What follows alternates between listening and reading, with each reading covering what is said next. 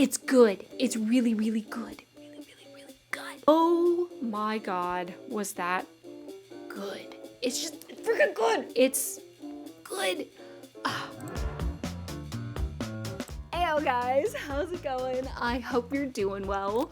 This week I have a collab video with Becky from Bex Reads. She asked me, along with all these other lovely booktubers here, if we wanted to put together our own sort of lists of our favorite slow burn romances, which I don't know about you guys, but for me, that's like notoriously kind of hard to find. And I thought I wasn't a slow romance reader. Like last year, I have it in a video somewhere saying I don't know how I feel about it, but I actually really, really enjoy them. When they're done well, slow burn romances just hit right. So I was like, hell yeah, I definitely want to do this. So I have 5 books of my own. They're all very distinctly different in the type of slow burn they are, or subgenre of romance. I have some non-spice on here. I have the other ones that definitely have spice. None of them are smut by any means because it is a slow burn, but I have dark dramatic. I have dark comedic. I have more of a rom-com, sweet, cozy. I have historical romances that are super actiony. I have historical romance that's considered noir. So I'm excited about my list.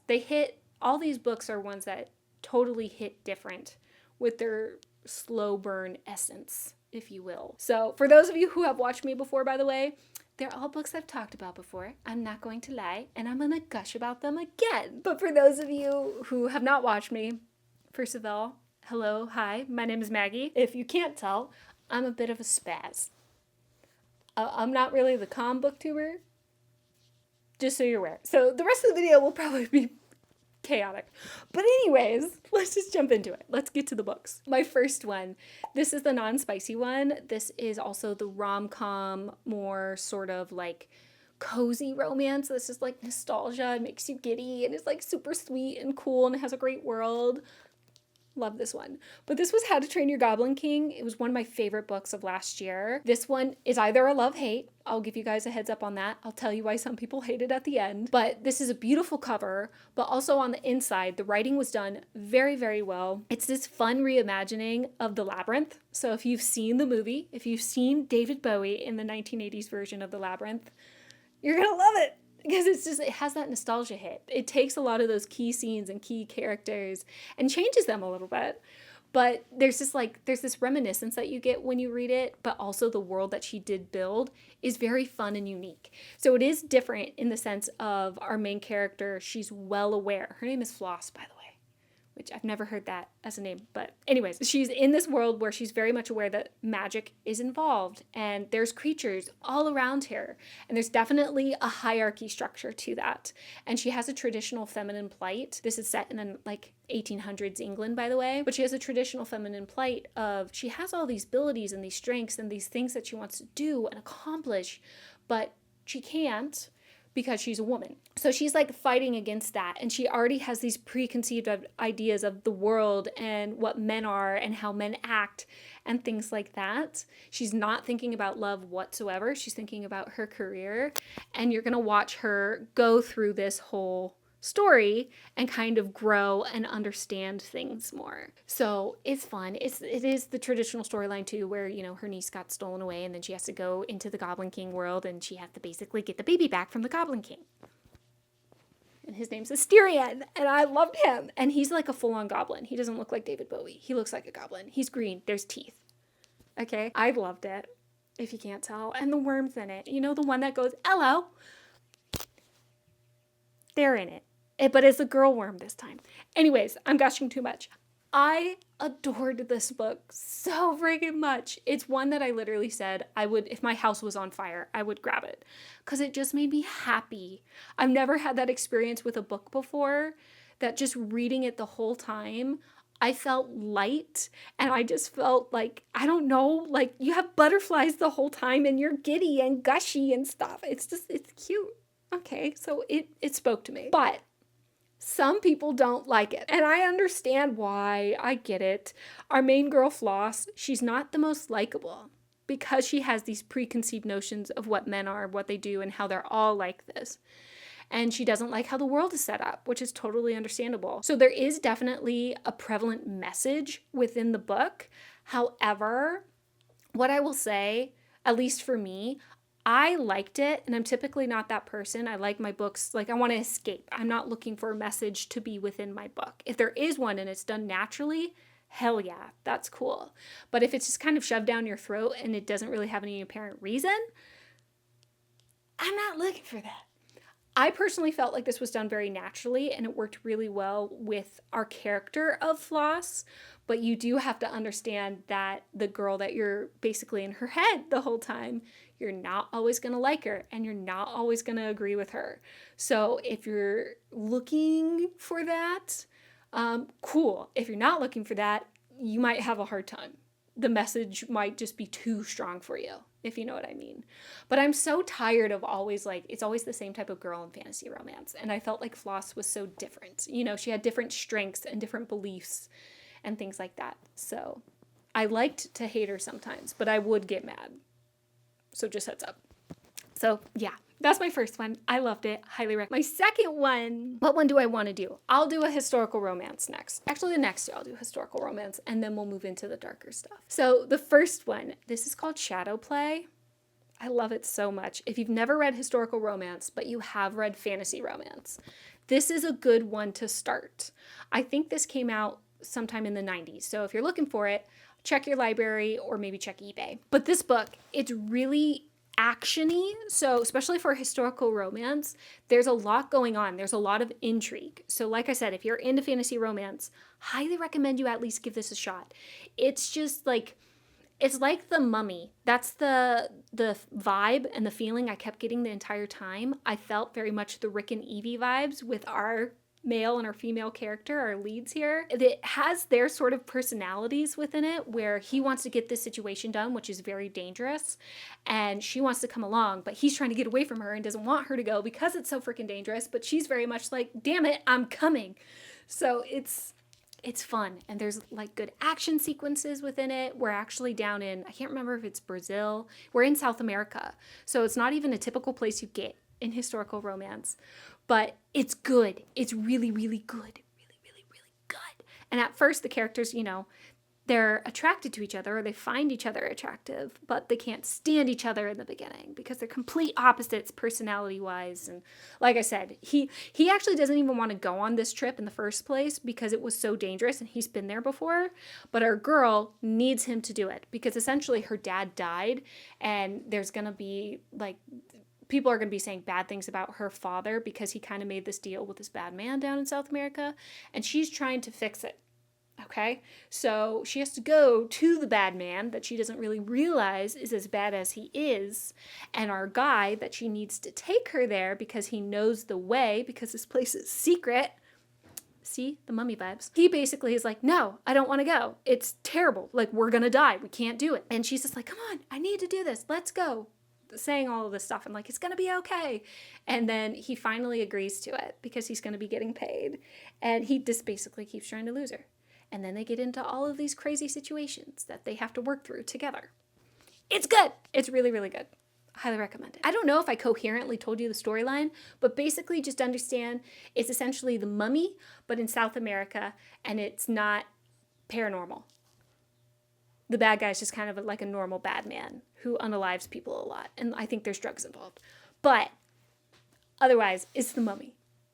Okay, highly recommend it. It's really fun. Also, the step back in it is good. If you're into historical romance and you like to collect it for the artwork like moi, you'll enjoy it. But anyways, that's Shadow Play. Highly recommend. 5 stars. Easy. It starts off first chapter. We'll suck you in. Anyways, moving on. The next historical romance I have, we're going to start getting into my darker realm because the rest of my books are basically within the dark sphere, if you will. But my next historical romance is called Untouched. It's by Anna Campbell, one of my favorite historical romance writers. But this one's good. And this one's good, like the slow burn in it. I think the reason why you enjoy it so much is because you're rooting for the guy. He is a virgin, but his life has just been utterly terrible. So you're rooting for him and you want this so bad for him. And typically in romance, we always see the guys being this like really strong, confident guy, always going after the girl. And in this case, I'm not going to say that he doesn't go after her, but he like, I don't know. He's just really sad in the beginning. So you're rooting for him to get better, and he absolutely does. But you want this for him. It's like you need it for him. You need them to come together. But the whole premise is we have this guy who, I can't remember if he's a duke or what, but he's supposed to inherit his title, and his parents pass away when he's really young, like when he's like 11 or 12 or something, and his uncle essentially takes over the estate because he's not of age yet. But what he does, the uncle, is he basically puts him away in this house with these really tall walls and tells society that he's insane, makes him believe that he's insane and that he's basically not safe to be by himself out in the world and to make decisions. So that way he can keep the goddamn title. You know, the uncle's an ass. All right. He's an ass. I need to reread this. I'm getting worked up. But what happens is he wants to start to like unalive himself because he hates his life. He's older, obviously, at this point. I think he's like late 20s or something. So the uncle can't have that because I think then the title will then pass on to like a distant cousin or something. So he basically kidnaps a woman who he thought was a whore.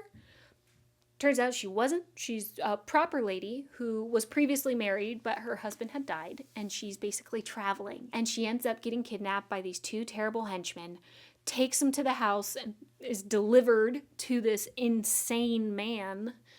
And she's trying to get out, and she's trying to save herself. And he thinks that she really is a whore, and that she's just trying to play this game that her uncle set up, because he would never touch a whore. He doesn't want anything to do with his uncle's games and trying to get him to enjoy his life and to stay alive. He just wants to die. And eventually he figures out that she really truly isn't a whore. He's super sad that basically her life got taken away from her because of his uncle.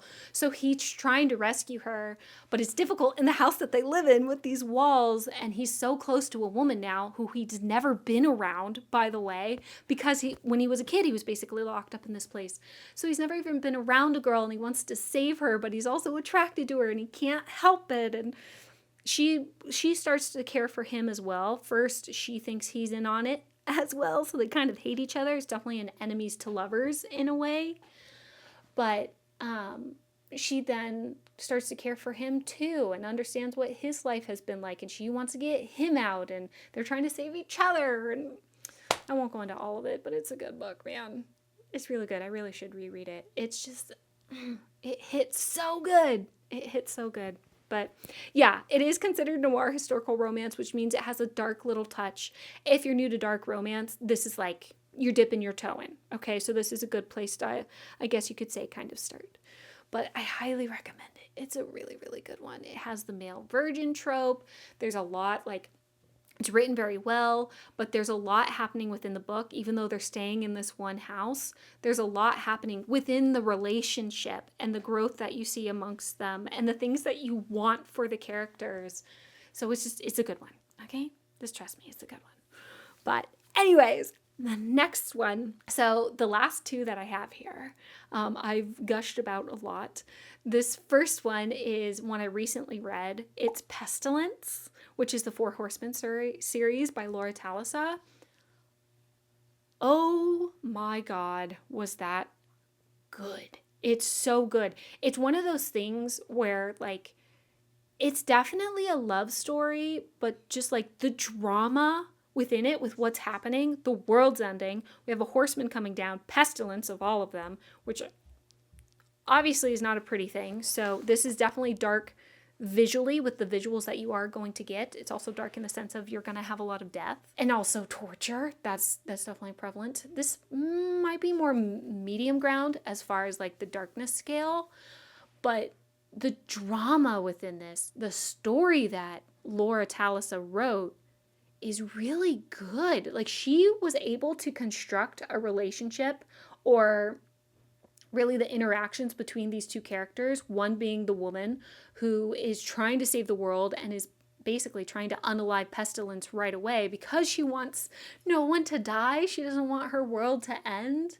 And then we have Pestilence, who his job, his purpose is to end the human race.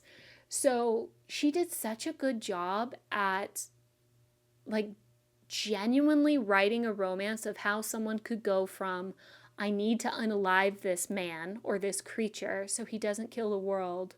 I hate him so much because he's trying to take everything from me. and have that same person get to a point of, oh my God, I'm so in love with him. She did that, and she did it well. She didn't just do the typical, like, don't get me wrong, there's books out there that I love that do this, but one thing that I do have a pet peeve with is when someone takes a relationship with a dark character, or it's like a dark romance, a villain, some morally gray character, love interest, and there's just one sentence that's used to explain everything away of why they're attracted, and it's just, I know I shouldn't be attracted to them, but I am. I hate that. I want to see how you can take someone who's so repulsive, if you will, and have that, like, have a girl come to love that repulsive man or whomever it might be. And Pestilence does that. It's such a goddamn good book. And I cried, and I've been looking for a book that would make me cry. And it doesn't even have to do with our two main characters. It's just the scenes that she built, the emotion that she built. When you do get to the spice, it feels intimate. It literally made me look at sex differently because of Pestilence. Because he is a creature who is not human. He is like holier than thou. He is above humans, right? And he has that air, which that's another thing Laura Talisa like totally rocked, is she made him feel otherworldly. She didn't just like make him feel like a human. So he comes down, doesn't know what human life really is like. The only real experience he's had is with humans trying to kill him. So obviously not a good experience. But then he starts to try human food. He tries to eat stuff, drink stuff. He watches our main girl, Burns, watches her just kind of live and how she interacts with other humans. And he starts to come to understand that the human race isn't all bad, you know? So there's so much growth within him, which is an otherworldly character. And then there's a lot of growth in her. It's just freaking good. I can't even explain it, I think, thoroughly and all the way. I could talk about this probably for hours, but it's good. If you're in the mood, A, to cry, B, for something dark, like I mentioned, it is going to involve some torture. It's going to involve a lot of unaliving, and you're going to see in detail how that happens. There is some blood and gore in it, but if you're looking for something dramatic that will make you cry with a lot of great character development and like a genuine growth of love, of going from hatred to I love you, and it actually feels like, I don't know, smooth all the way through the book. It doesn't feel like it's sudden and it just happened. You can see it growing and you start to feel it too. This is for you, man. I don't know what the other Horseman books are like yet. I've only read Pestilence, but this was a masterpiece, in my opinion. I would not consider this, like, you know how there's books out there, romance books that are much more kind of like your reality TV style, where it's pure entertainment, you know? This is just a masterpiece. Like, this is a story. Oh my God. So, anyways, I'll stop gushing. It's good. Go read it. But anyways, last one here. This is Butcher and Blackbeard. Of course, Blackbeard. I cannot stop saying Blackbeard. Butcher and Blackbird. Oh my gosh. This book, it is considered dark, and maybe put it in the medium realm. We're dealing with serial killers. If you don't know what this book is, highly recommend you read it. Oh my God, it's one of my favorite books of all times. It's like a rom-com, cute, gory, I don't know if thriller is the right word, but it's a gory, dark, comedic, fun, romantic time, okay? And it has a genuine relationship. Again, it's not the, I shouldn't like him, but I do. Blah, blah. It's good. There's, again, really great character development within this and an actual storyline happening around it with the relationship being at the forefront. But we have these serial killers. It's a guy and a girl, and they don't know each other, but all of a sudden they bump into each other. I'm not going to ruin anything. They bump into each other and they start this game of basically who can actually find this particular bad man, because they are serial killers, but they're good ones. It has a Dexter vibe to it in the sense of they only kill or they only unalive the bad people, you know? But as they're like basically challenging one another to see who gets to unalive this particular man, they're doing this over the course of years. They're coming closer and closer together. Our guy, he's Irish. fantastic. But he falls hard and he falls first. And our girl, she's very nervous and she definitely likes him, but she doesn't really realize she's falling for him. She's always kind of kept to herself. So it's a slow burn, like a genuine slow burn. Like this takes them years before they even get together. But it's done in such a way where it's so cute when they are finally together and you're just like screaming for them to get together. And you just want them to finally have that moment where they kiss and they don't, and it keeps happening. And it's like a year later and they come back and they're cute again. And you're like, come on, just kiss. And they don't. And it's just, it's agonizing in a way, but it's so good. It's a sweet agony. You know what I mean? But it's fun. It's really cool because it's basically you have all this cute comedic stuff happening, but then there's also like dead bodies right there and they're like killed in really unique ways and it's just fun. So if you're someone who likes gory stuff like me, but you like it done in a lighthearted manner, this book is for you. Okay? There's definitely like deep descriptions of what's happening. We're going to talk about eyeballs. We're going to talk about moms. We're going to talk about cannibalism, lots of stuff, you know? So it's a good freaking time. And then when they do finally come together, you're just like so elated. It's so good. And then there was this plot twist in it at the end. It's so good, you guys. It's so freaking good. Again, I don't know if that was coherent, but I'm going to leave it at that because I don't want to ruin any of it. I really don't. It's serial killers. It's cute. It's sweet. It's fun. It's a vibe, man.